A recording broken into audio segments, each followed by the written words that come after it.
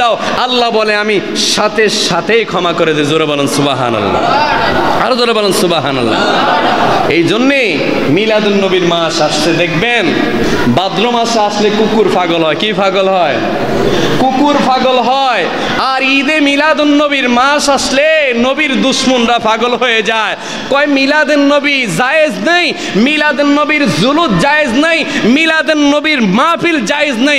স্বয়ং আল্লাহ মিলাদুন নবী পালন করেছে। জোরে বলেন সুবহানাল্লাহ। আদম আলাইহিস সালাম পালন করেছেন। আদমের সন্তান শীষ আলাইহিস সালাতু ওয়াস সালাম সহ হযরত ঈসা রুহুল্লাহ পর্যন্ত সমস্ত নবীরা ঈদে মিলাদুন নবী পালন করেছেন। জোরে বলেন সুবহানাল্লাহ। আর এটা পালন করা মুমিনের কাজ। কার কাজ? ঈদে মিলাদুন নবীর পালন করা এটা হচ্ছে মুমিনের পরিচয়, এটা হচ্ছে মুমিনের কাজ। জোরে বলেন সুবহানাল্লাহ।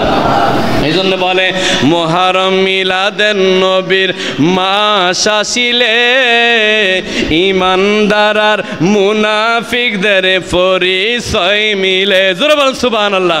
ওরে ঈমানদার মিলাদুন নবীর মাহফিল সাজাইছে, আজে ঈমানদারের কলিজাতে আঘাতে লেগেছে।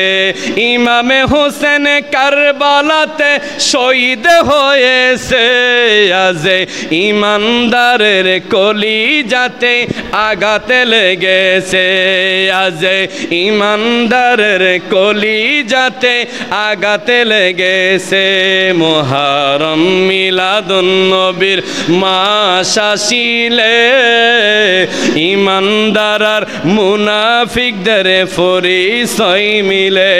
ওরে ঈমানদাররা মিলাদুন নবীর মাহফিল সাজাই রে, ঈমানদাররা মিলাদুন নবীর মাহফিল সাজায় রে, আজে ঈমানদারের কলিজাতে আঘাতে লেগেছে। জোরে বলেন আল্লাহু আকবার। মিলাদুন নবী পালন করতে আমরা রাজি আছি না নাই? একটু হাত তুলবেন, আমরা রাজি আছি না নাই? নারে তাকবীর, নারে রিসালাত।